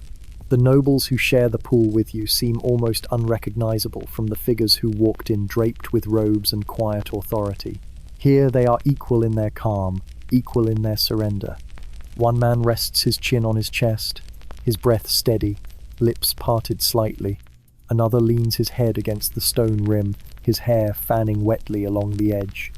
A woman's fingers drift in the water, her hand limp, carried more by current than by intention. None of them appear asleep, yet none of them seem entirely awake. They occupy the middle space between the two, that slow borderland where stillness turns into drowsiness. You feel it too. The heaviness creeping into your shoulders, the warmth pressing softly against your chest, the cool air at your temples. Your body loosens without you deciding it should. You exhale, and the sound is small, almost inaudible, lost quickly in the hush of the walls. The herbs drifting on the surface pass by unnoticed now. Where earlier they caught eyes and gestures, now they move freely, ignored, as though even sight has grown too tired to follow them. A sprig brushes your arm and you do not move it away. The pool claims both herb and body with the same quiet authority. Droplets slide down from hair and skin, but no one wipes them away. They fall when they wish, land with soft taps, and vanish. A noble beside you lets his head tip back farther, water covering his throat. He remains that way, breathing slow, unmoving. He looks less like a figure, and more like a carving, a statue left here by the garden. The servant at the far edge pours another jar of water, but even that sound seems dulled now. The nobles do not stir at it, do not glance. Their eyes remain lowered or closed, their postures unbroken. The weight of calm has settled over them too firmly to be shifted. You close your eyes as well, if only for a few breaths. Behind your lids the garden remains, its silence folded into your chest. Your body sways slightly with the water, but it is a small motion, absorbed almost immediately. The hush of the court feels heavier now, thicker, as though sleep itself has begun to settle upon every figure. You open your eyes again. The pool looks unchanged, but the air carries a slower rhythm. Nobles sit drowsy, shoulders slack, eyes fading toward the line of sleep. Their stillness is contagious. You feel your own thoughts begin to thin, your breath finding the same slow pace. You remain there, not resisting, allowing the garden to draw you into its shared drowsiness. Strands of hair drift across the water like ink lines loosened from a brush. Some curl into loops, others stretch into wavering threads, dark against the pale surface.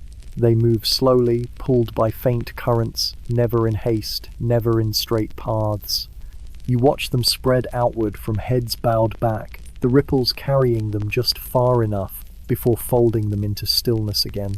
A woman nearby dips lower, her hair fanning out fully across the pool.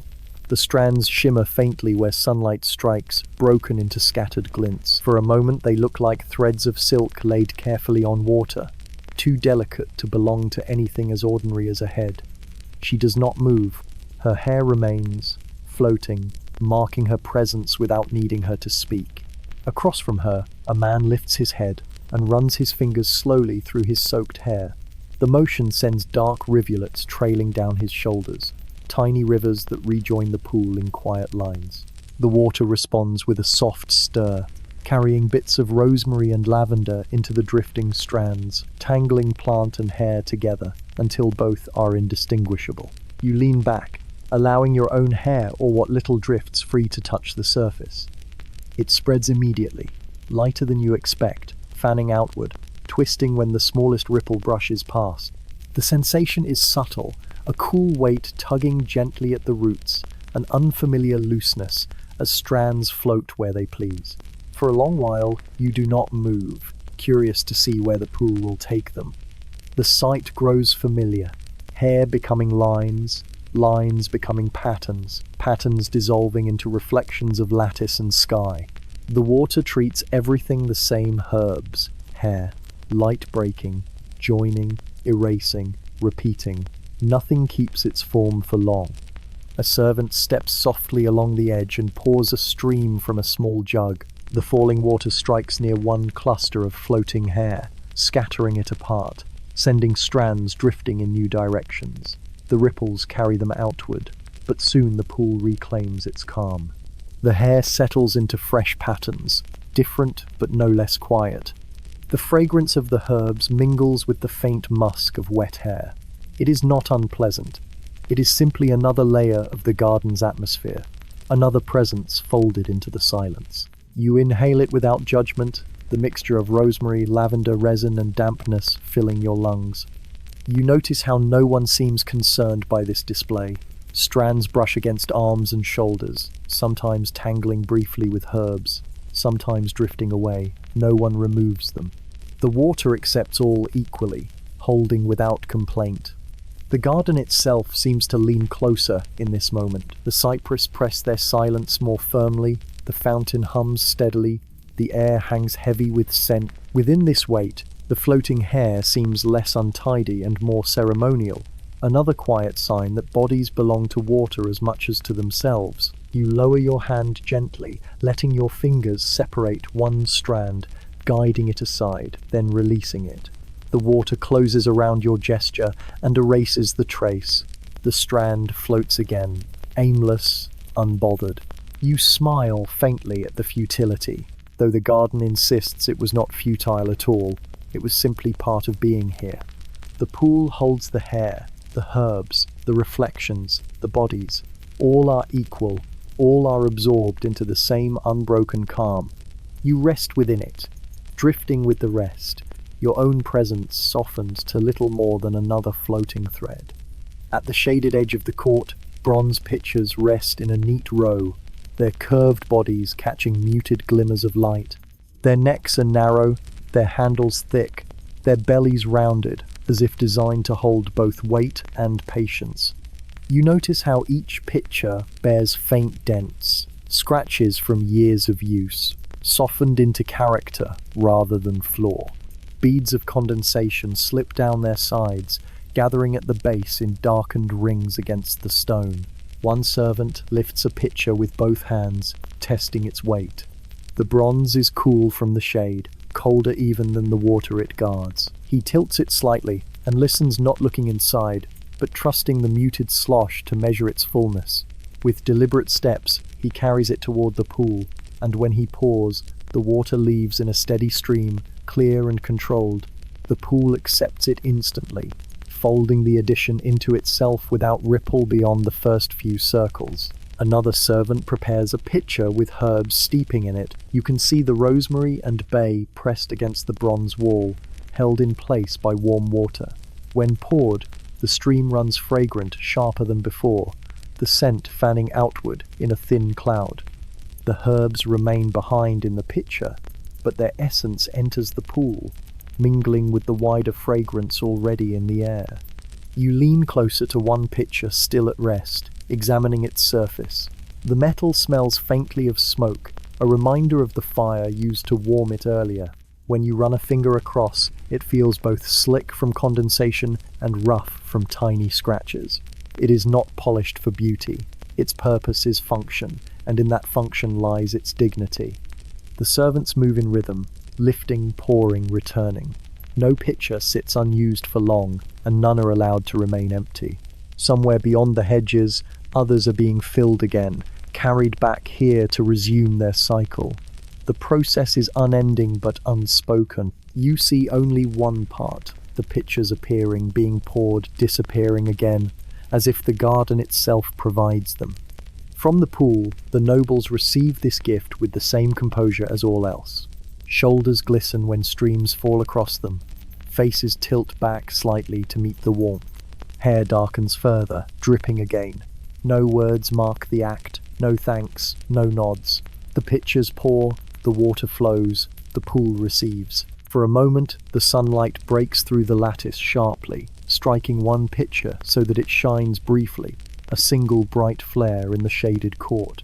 Then the cloud passes and the metal dulls again. You realize that the pitchers are like the bathers, silent, patient vessels used in their turn, then set aside, waiting without complaint.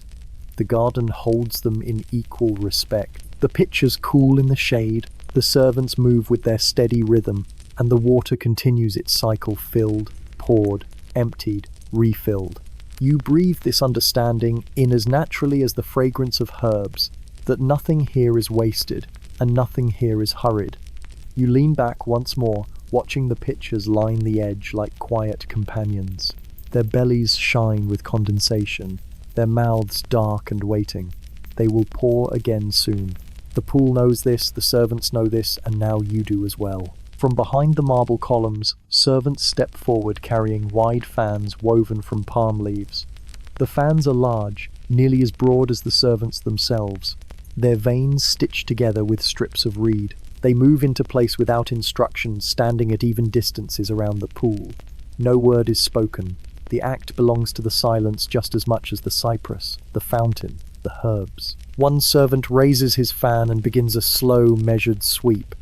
The air stirs at once, not as a gust, but as a whisper, a long exhale that glides across damp faces. The movement lifts a few strands of hair from your forehead and carries them aside gently.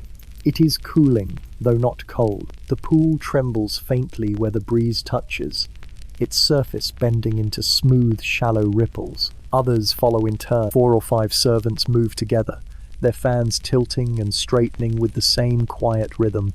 The palm leaves rustle faintly as they cut the air, a sound softer than the brush of linen, softer even than dripping water.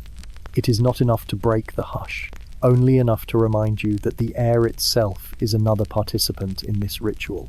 The fragrance of herbs responds at once. Rosemary sharpens as the breeze carries it. Lavender drifts more freely. Resin smoke unfurls in wider streams. Each sweep of the fans rearranges the air, placing scents anew upon your skin. You inhale, and the breath feels cooler, smoother, as though filtered through leaves. The nobles around you receive this air with the same composure they give to everything else. A shoulder rises slightly in appreciation, an eye closes, a head tilts back. No gesture is excessive, none hurried. Their bodies simply register the breeze and then return to stillness. Even in acceptance, they practice restraint. One fan casts a shadow across the pool.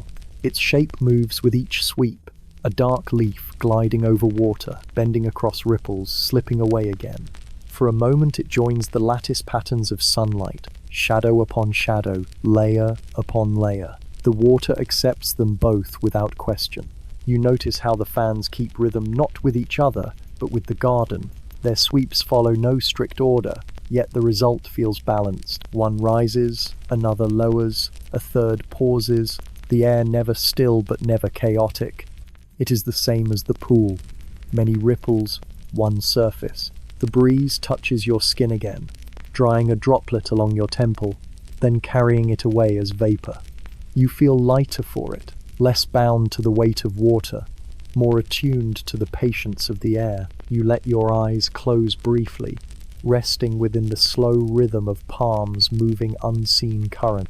When you open them, the fans continue their silent work. The servants remain steady, their movements unbroken, their expressions quiet.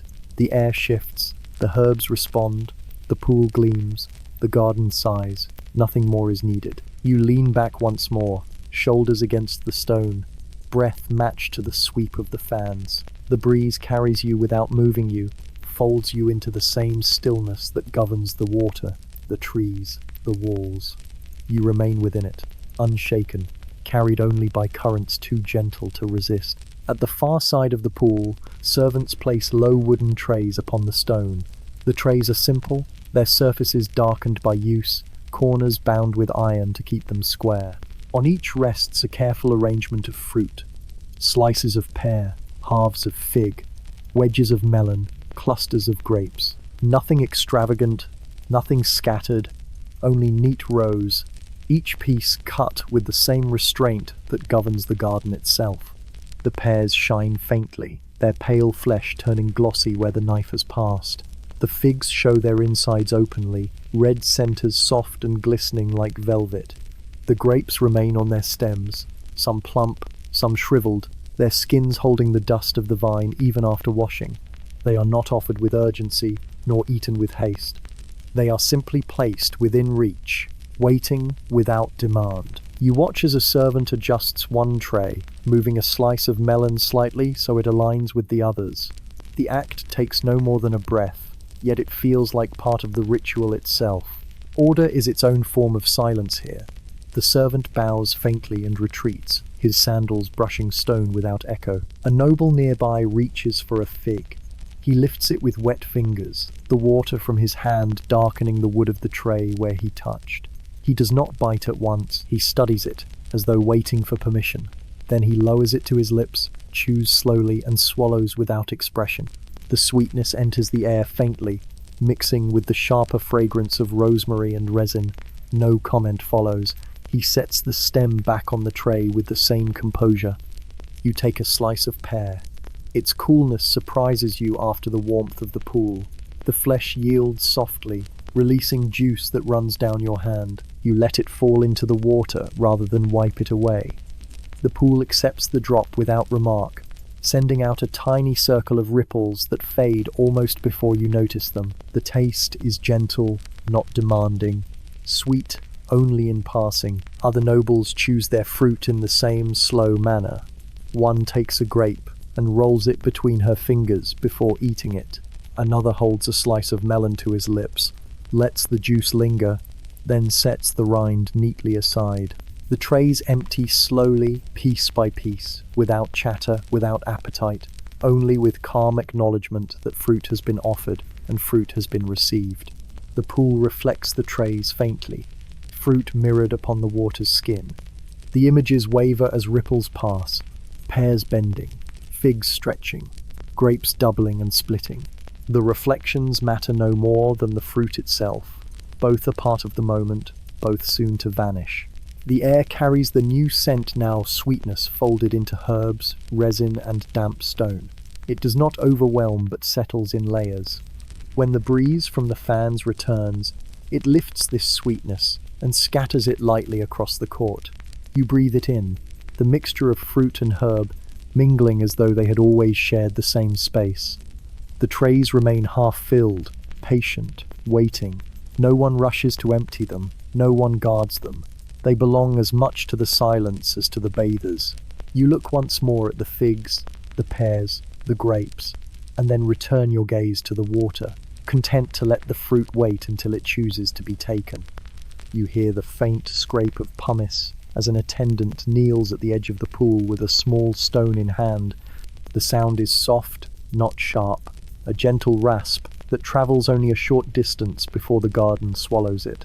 The pumice has been smoothed by long use, its surface worn but still capable of its modest work. You watch as the servant lowers the stone into the water, wets it fully, and then raises it again to meet the skin of the noble seated before him. The brushing begins slowly. Circles are drawn across a shoulder, light at first, then firmer, always measured.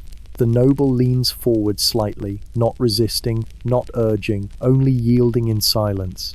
The rasp is quiet but steady, as though someone were writing on parchment in a distant room. Each stroke lifts away what is no longer needed, leaving behind nothing visible but a faint pinkness on the skin. You observe how the pumice glides across arms, down to elbows, along the length of forearms. Water softens the stone's edge, turning its scratch into something more like a whisper. Droplets fall with each movement, breaking the pool's surface with polite interruptions. The noble exhales, a breath long and even, matching the rhythm of the strokes. The servant works with unhurried certainty, his circles overlapping until the entire arm glistens. Then he dips the pumice again, rinsing it of what it has gathered, and begins anew on the other side. The rasp resumes, steady as before, blending with the trickle of the fountain and the rustle of palm fans. The pool listens without judgment, absorbing every sound into its hush. Another attendant begins his work nearby, the pumice moving across a back in long, deliberate sweeps. The noble leans forward, hair falling into the water, while the stone travels from neck to waist. The rasping grows a little louder here, the surface rougher, but still it remains within the bounds of quiet. You imagine layers of skin loosening, falling into the water unseen, dissolving like dust carried off by air. Your own turn comes. The servant approaches, offers no words, only lowers the stone against your arm. The sensation is firm, slightly rough, yet not painful. It feels as if the skin itself is being reminded of its duty to renew. The circles continue, small and overlapping, until warmth spreads beneath the surface. You accept it without resistance, your body leaning slightly into the motion. The sound of pumice repeats all around the pool, now scraping, dipping, rinsing, scraping again. The rhythm is scattered but unified, a quiet chorus of care. No one interrupts, no one resists. Each noble submits to the stone as they have to water, as they have to silence. The act belongs to the garden as surely as the cypress or the fountain. When the attendant finishes, he rinses the pumice once more, then sets it aside on a tray with others. The tray bears many stones, each worn differently, each bearing the memory of countless mornings. They glisten faintly in the sun, drops sliding down their sides before falling into the wood below. The sight feels ceremonial, as though the stones themselves are honored guests.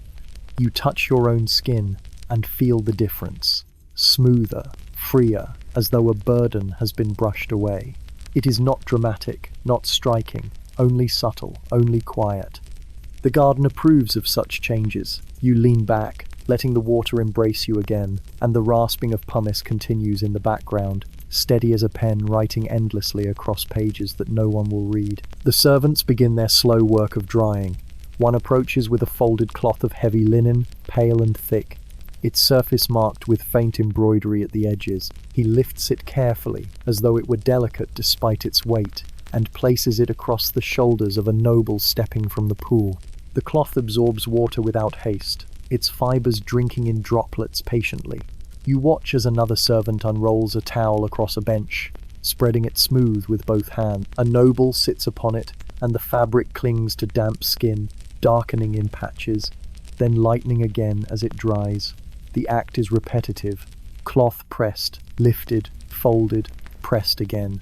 Each gesture seems designed not only to dry, but to remind the body of its shape. When your own cloth is offered, you accept it without speech. The linen feels cool at first, its weight settling across your back. The servant presses it gently, not rubbing, only pressing. Droplets vanish into the weave, leaving behind a faint warmth where the skin meets the air. The cloth is lifted, folded differently, then pressed again. The rhythm is steady, unbroken, unambitious. Others undergo the same ritual.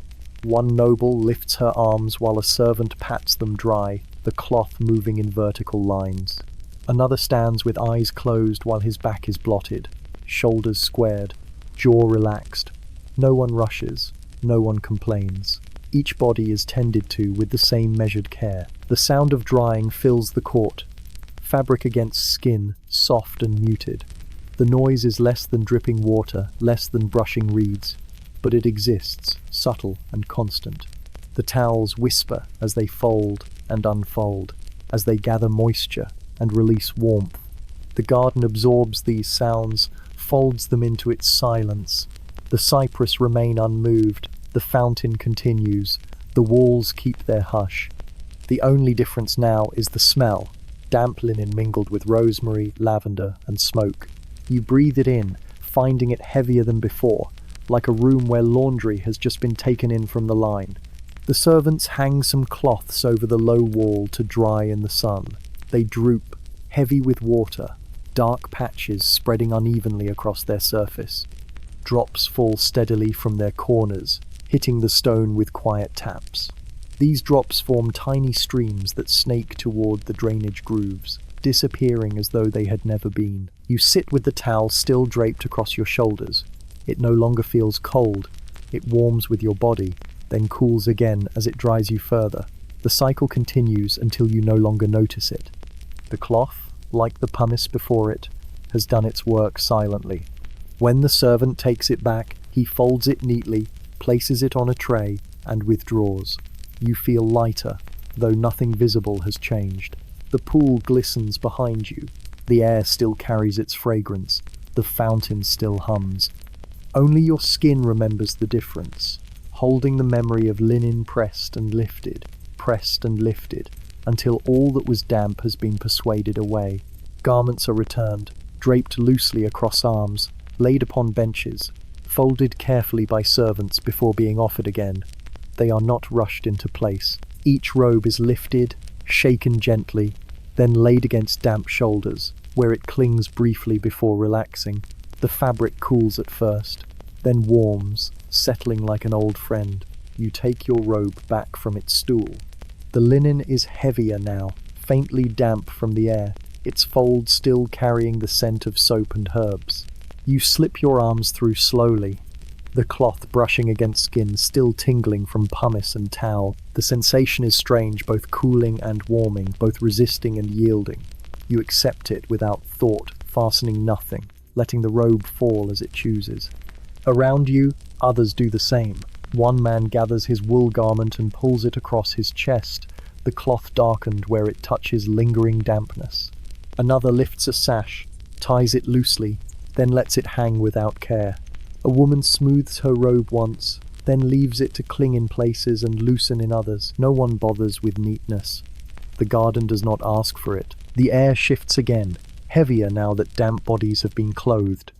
The fragrance of herbs lingers, but it is joined by the smell of linen and wool-absorbing moisture. You breathe it in, less sharp than before, more subdued, more earthly.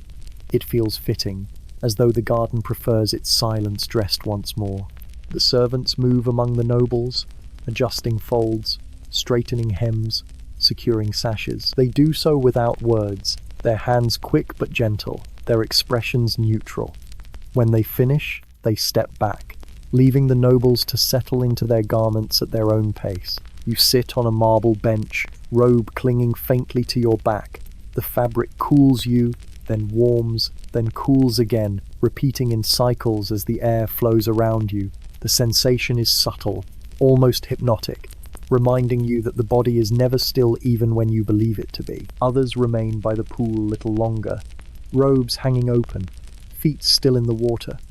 Some stand and pace slowly, letting the cloth billow and settle with each step. The silence remains unbroken by these movements. The garden allows for them, as it has allowed for all else. When you finally rise, the robe follows easily, falling into place, carrying the faint weight of dampness, but no burden. You walk slowly toward the path that leads away from the pool. The garment moves with you, whispering against your skin, another reminder that the ritual is ending, though not yet complete. The garden deepens into stillness after the bathing ends. Movement slows, voices remain absent, and even gestures become softer. The nobles walk at half pace, robes trailing slightly, sandals brushing stone with muted sound. The servants follow behind, collecting trays, lifting pitchers, folding cloths, but even their tasks feel suspended in quiet. You notice how each person seems heavier now, not with burden, but with calm. Their steps are slower, their heads lowered, their eyes softened. The pool behind them glistens faintly in the sunlight, herbs still drifting, ripples still forming from unseen causes. But attention has shifted. The ritual of water is complete. The ritual of stillness continues. You walk among them, part of the same procession. No one leads, no one follows. The group moves as though carried by the same breath, the same pulse. You feel yourself breathing in time with them, your pace guided not by thought but by rhythm. The air grows warmer as the sun rises higher, yet it feels muted, filtered by the cypress and the high walls. At the edges of the path, trays of pumice stones and towels are stacked neatly, waiting to be carried away. They glisten faintly, damp and used, yet they are not discarded. They will dry, they will return, they will serve again. You pass them without notice, as though the objects themselves are content to be forgotten until they are needed once more. The silence is thicker now than ever. It presses against your ears, against your chest, until your own breath seems loud in comparison. You slow even further, adjusting to its weight. You realize the garden has not grown quieter, You have simply learned to listen more closely. The nobles reach a shaded court where benches line the walls. They sit without arrangement, some leaning back, some leaning forward, all keeping the same stillness. Robes cling to damp skin, then loosen as the air dries them. Heads bow, eyes close. For a long time, no one stirs.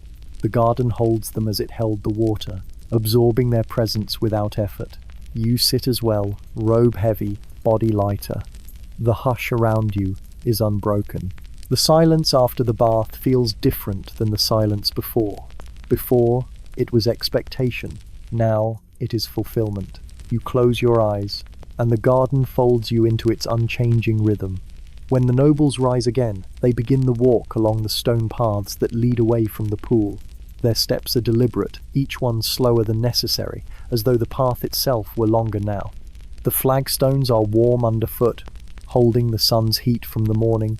Each step passes from cool shadow to warm brightness, a rhythm repeated again and again. You walk with them, noticing how the garden seems larger on the way out. The hedges rise taller, the cypress lean closer, the sky feels higher. Perhaps nothing has changed, yet everything feels altered by the bathing. The silence deepens the further you go, not because the pool grows distant, but because the calm has entered you. At the corners, servants stand waiting, but they do not hurry you. They bow slightly as you pass, then remain still, their trays empty, their pitchers cooling. Their presence is a frame rather than an interruption. The path belongs to you and to the silence. The fountain's hum fades behind you, replaced by the faint sound of sandals brushing stone. Even this sound seems to lose volume the longer you listen, until it is swallowed by the hush of walls and hedges. You realize the path is not only a way out, but part of the ritual itself, the slow transition from water to earth, from shared stillness to solitary calm. You pause once, looking back. The pool is hidden now by hedges, yet you feel its presence as though it still surrounds you. The herbs drifting, the ripples fading, the stone benches waiting all remain, whether seen or not. You turn again and continue forward, your robe brushing against your skin, your steps measured and even. The path curves, leading toward the outer courts. Afternoon light falls more directly now, heavy and warm, yet softened still by the cypress. Their resin scent lingers in the air, sharper under the sun. You breathe it in, recognizing it as the same scent that greeted you in the morning. The garden has circled back upon itself, repeating without end. When you reach the outer court, you stop once more. Others pause too, as though guided by the same unspoken rhythm. No one speaks, no one rushes. The silence holds, just as firmly here as by the pool. You realize the bath is over, yet the garden has ensured it will not end. The stillness will follow you whether you remain or depart. The sun now sits high enough to press its weight upon the court. Afternoon heat settles over stone and hedge alike, thick and steady. The air no longer holds mist. It has turned sharp, golden, heavy. You feel it upon your skin, warming the damp cloth of your robe, urging it toward dryness. Yet beneath this heat, the memory of water lingers, a coolness that clings to you from within. Others feel it too. You see it in their slower steps, their relaxed shoulders, their eyes softened by both warmth and calm. They do not seek shade immediately. Instead, they accept the heat as another layer of the ritual, a final gift from the garden.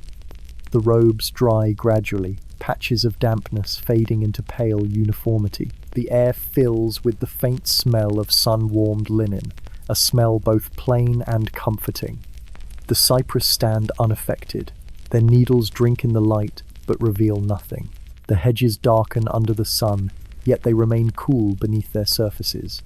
The garden has endured countless afternoons like this. Today is no different.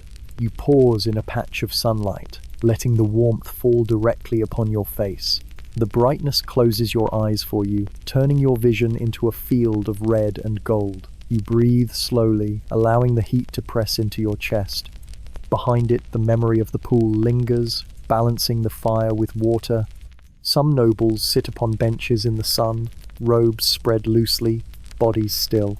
Others stand at the edges, leaning against stone walls warmed through. Servants move quietly, collecting trays, carrying jars, arranging cloths to dry.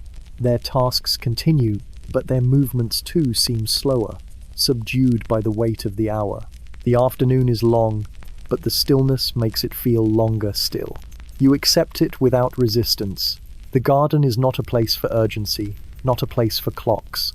It is a place for repetition, for patience, for the quiet agreement between sun and stone, water and air, body and silence. As the sun lowers, shadows lengthen across the garden. The cypress stretch their dark forms along the stone paths, covering more ground than in the morning. The air cools slightly, though the warmth of the day still lingers in the stone. The garden feels as though it is folding itself away, not closing, not ending, only gathering into evening. You walk slowly through the final court, the robe loose against your skin, nearly dry now. The fragrance of herbs remains faint, a memory more than a presence. Resin from the cypress carries more strongly, sharper as the evening begins. Smoke from the last of the resins drifts low, curling among the benches before thinning into the sky. The nobles sit or stand in small groups, though none speak. Their faces are calm, their bodies quiet. Servants clear away the last pitchers, stack the folded towels, carry the pumice stones back into shadow. The garden resets itself for tomorrow without announcement. You pause by a marble bench and rest a hand upon its surface. It is still warm from the day, but not as hot as before. The stone holds both memory of heat and promise of coolness. You trace its edge slowly, then let your hand fall back to your side. Above, the lattice screens cast longer, softer patterns. The light has dimmed, but the shapes remain, faint echoes of what they were at noon.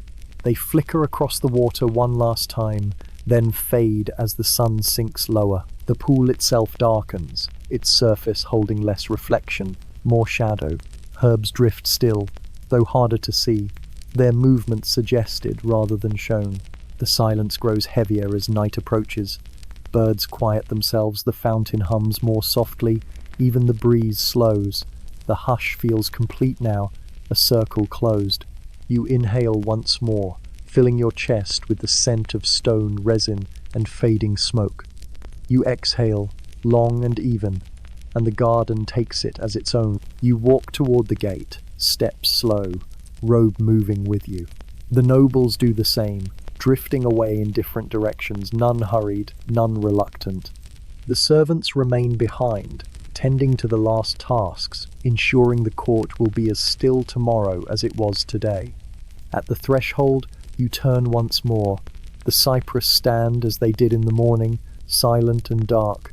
The pool glimmers faintly in the last light. The garden holds itself together with the same patience it has shown all day. You bow your head slightly, not as ritual, not as duty, but simply as recognition. Then you step away, carrying the silence with you into the evening. You rest once more, not in the pool, not on the benches, but within yourself. The day has folded into night, and the hush of the garden has followed you out. You feel it in your shoulders, in your chest, in the rhythm of your breath. The silence of the cypress lingers, the patience of the fountain hums faintly in memory. The fragrance of herbs still clings, though it has long dissolved into air. The body holds on to these things, even when the garden is far away.